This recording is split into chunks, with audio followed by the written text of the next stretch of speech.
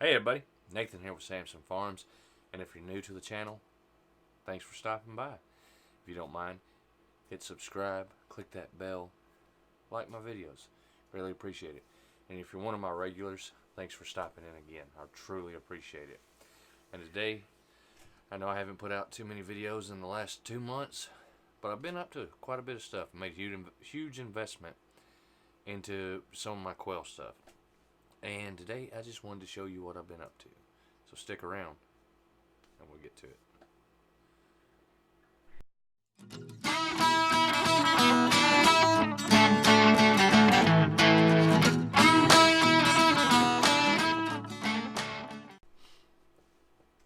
Alright, as you can see, there's 2 incubators now. We got the Old Beast, the Sportsman 1202 Classic Incubator. Many people around the world know about this thing. A lot of people, when I was a kid growing up, it was just the incubator. Next to it, GQF's most recent model, the Sportsman 1502. It's all digital. This thing's so smart, it's got a brain in it. It tells you the temperature outside the box, humidity inside the box, temperature inside the box. Tells you everything. Keeps track of how many times it's turned. All kind of stuff. We also have the brooder box that we made and been using for a while, and also acquired that little incubator there that we're using for a brooder box. Well, not a brooder box, but our lockdown box for right now. So we still have the big one to incubate with, the new one to incubate with. We have this one that we hatch out in.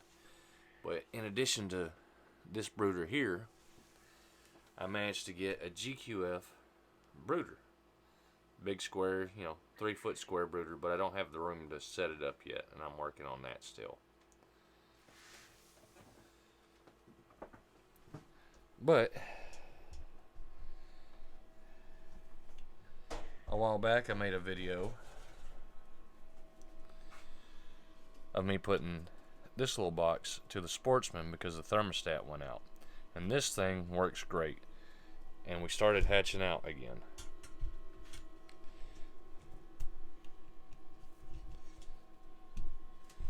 And boy did we hatch out.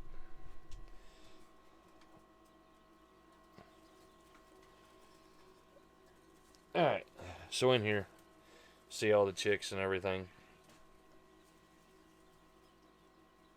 We have day olds of the jumbo brown.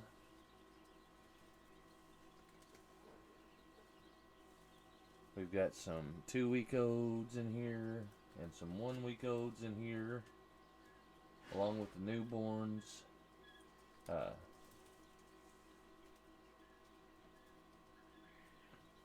Jumbo white recessives, and then of course the jumbo browns I showed you.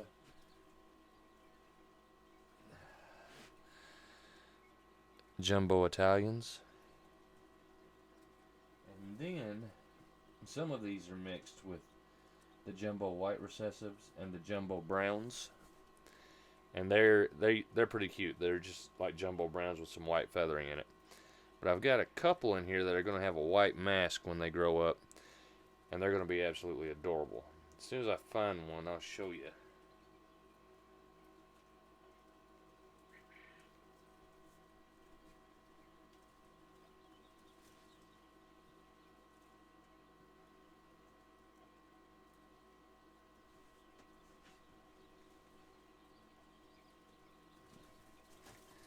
Here's one of them.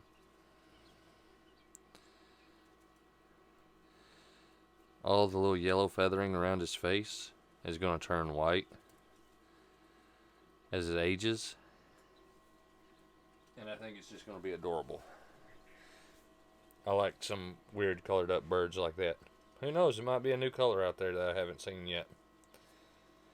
But in this box, there's probably pushing 100 little birds. Now, every week I take out the biggest ones and I put them in an outside pen. But, yeah. So I've got about 100 birds in here. I've got about 100 eggs in the incubator. And now let's go outside and show you what all we got out there now. Now in this pen, these are the birds I just recently taken out of the brooder inside. And I've got, I think, a couple of Italians in there. But it's mostly jumbo browns, the jumbo white recessives, and some of the mixed ones. But these guys will be ready in about 8 weeks for the freezer camp. And this is the Ode pen that some of y'all have seen it in videos before. But I'm going to have to make about 3 more of these to make everything just run as efficiently as I can. But they got a heat lamp, they got a box to get in and out of stuff, and they seem to enjoy it.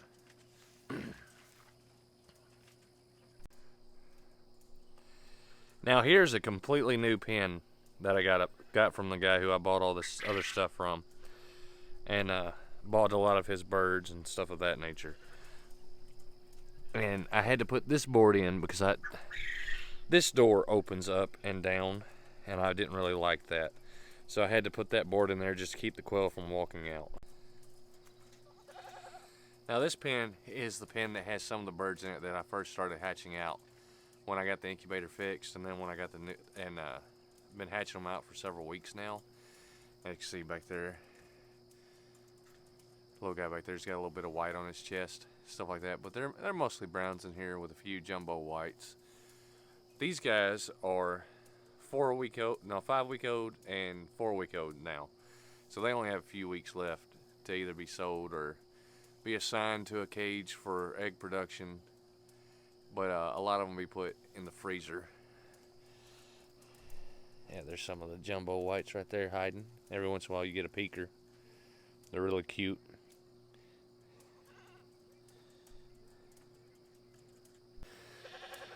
Now over here, these were the birds that were in that one big pen. And they've got plenty of room in here, plenty of shade. They still have all the amenities they've had before. And I put in 2 Italians that I got from buying all these birds. So it's my 3 jumbo white recessives I had, the male, the 2 females, and then 2 female Italians in this pen here. And in the section over here, I'm just using it as like a hospital pen right now because I had a young male that I got in this package deal who got his head scraped up not too long ago. So I separated him out and put him in here. Also, this whole pen came from the gentleman who I got all this stuff from. Now this pen also was one of the first ones I picked up from him. And it had all the birds that were included in it, with the automatic water systems, the egg rollout tray, everything of that nature. In this first section here, I have 22 birds, 3 males, and 19 females. And the next section is 2 males and 19 females, just the way the ratio worked out. They have automatic water. They have the boxes to get out of the sun and out of the cold with, and they have heat lamps, automatic water system, and everything like that.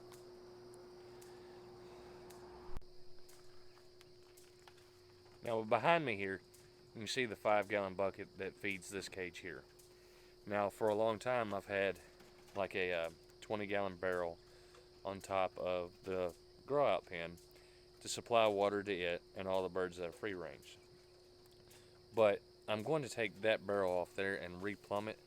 These pens are where I want them to be at for right now. I'm going to take that barrel, I'm going to mount it up here and replumb all these cages to run off that one barrel. And I'm going to move the rabbits from around the front of the house that's on the north side. And I'm going to put them back here also, run them off the same water. These birds here are on the west side of the house, and these birds are on the south side of the house. I've got a piece of privacy fence that I'm going to put over by the grow out pen. That way I can give them some shelter from the north. So when the wind blows this winter, it shouldn't really affect them too much. Not only that, I hope to be able to alleviate some of the problems I've had in winters past by having the house, backing them up to maybe get a little bit of radiant heat off of it to help keep them warmer, plus all the heat lamps inside of it. Plus, with it being on the south, it's worth a shot, I figured. Anyway, guys, as always, I hope you enjoyed the video. God bless you. See you next time.